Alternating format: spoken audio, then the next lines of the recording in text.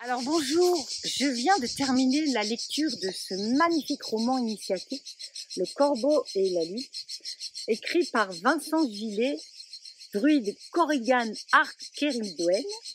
Et j'ai le grand plaisir aujourd'hui de pouvoir poser quelques questions à ce druide, à Vincent, qui a bien voulu répondre à mes questions. Alors, la toute première question qu'on se pose, c'est comment t'es venue l'envie d'écrire ce roman? En fait, je l'ai écrit sans vraiment en avoir l'intention.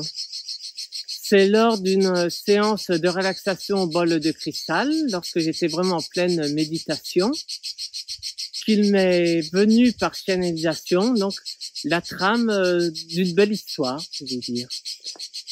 Et je suis quelqu'un qui aime beaucoup lire et également écrire. J'ai un peu l'habitude d'écrire quelques poèmes.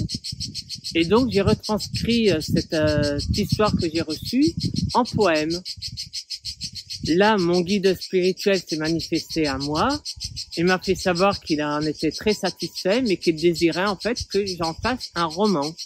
Ok, alors dans cet ouvrage, la femme est mise en quelque sorte en valeur. D'ailleurs, le personnage principal est une héroïne et il n'y a pas qu'elle, il y en a plusieurs.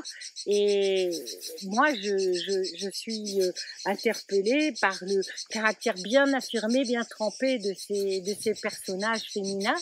Alors, est-ce que c'est délibéré de ta part? Bien sûr, j'ai voulu retranscrire un peu comment était la femme autrefois dans le monde celtique.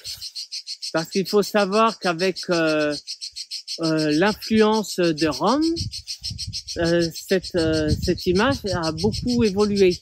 En fait, à Rome, le mari avait strictement tous les droits sur sa femme, y compris le droit de mort. Mais dans la société celte, ça était vraiment tout autrement. La femme était vraiment libre, indépendante, et était considérée de même valeur que l'homme. Et je pense qu'aujourd'hui, dans notre société, il est important de rééquilibrer harmonieusement les polarités masculines et féminines, parce que l'une ne va pas sans l'autre. Et surtout dans la société que l'on va devoir bientôt reconstruire, il est important d'avoir ces deux côtés bien équilibrés. Le Corbeau et la Lune ne racontent pas seulement une très belle histoire, mais il révèle aussi parfois de façon cachée des fragments oubliés de notre passé, ainsi qu'un enseignement ésotérique et spirituel. Alors, est-ce que cet enseignement ésotérique et spirituel est vraiment une partie essentielle de ce livre?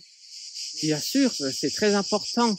Donc déjà, j'ai voulu remettre quelques épisodes de notre histoire qui ont été oubliés ou bannis, voire traités comme hérétiques, parce que cela gênait les rois et l'Église chrétienne. Donc voilà, j'ai voulu rappeler ces moments de l'histoire donc que nous avons perdus. Vouloir rétablir une certaine vérité à ce niveau. Mais surtout aussi, j'ai voulu montrer les valeurs morales, spirituelles et de ce peuple, parce qu'à l'heure d'aujourd'hui, nous avons tendance à perdre nos valeurs. Nous sommes dans un monde de technologie, et la technologie sans spiritualité, un monde comme ça ne peut pas survivre. Tu veux dire que c'est vraiment important pour un monde de technologie de conserver cette spiritualité? Oui, parce que si nous vivons dans un monde matériel, où nous accumulons des biens matériels, où nous recherchons une belle position sociale, mais lorsque nous mourrons, tout cela se termine. Seulement à notre mort, notre âme passe dans l'autre monde, qui est lui entièrement spirituel. Donc si nous ne l'avons pas préparé dans notre vivant matériel à pouvoir évoluer, donc en nous préparant spirituellement, dans cet autre monde, elle va se retrouver bloquée et nous ne pourrons plus avancer. Alors j'ai bien compris que toi, pour avancer, tu as choisi le druidisme. Alors, explique-moi pourquoi le druidisme en particulier? Alors pour moi, je suis venu au druidisme vraiment totalement par hasard. Donc il faut comprendre par là que je ne m'y attendais pas du tout, mais que mon guide spirituel a fait le nécessaire pour m'amener là où je devrais aller. Et donc pour moi, c'était le druidisme. Donc je m'y suis senti bien, et c'est là que j'ai décidé de continuer mon cheminement spirituel pour pouvoir avancer dans et vers la lumière du divin. Ok.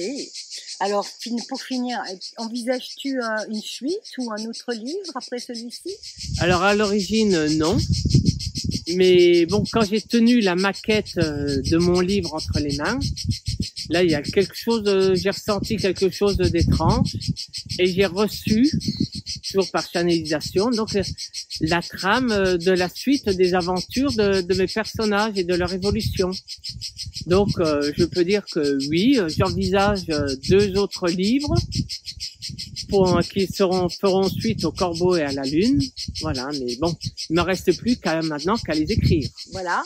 Pour conclure, un petit mot? Non, un message qui me tient à cœur, il est important que chacun d'entre nous retrouvions une spiritualité.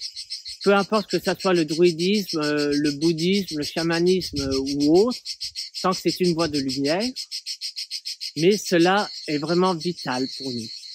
Donc bon, au travers de cet ouvrage, j'espère inciter ne serait-ce qu'une poignée de personnes, quelques-uns, ça serait très bien déjà, à retrouver ce chemin d'une spiritualité. Voilà. Et donc, je suis un peu comme le colibri raconté par Pierre Rabhi. Voilà, ce livre, c'est ma modeste contribution. Merci Druide Corrigan Arkeruden. Et voilà, je recommande à tout le monde ce livre passionnant qui va vous emmener dans le monde du druidisme tout en passant vraiment un très bon moment. Le Corbeau et la Lune, la voie initiatique de la sorcière noire.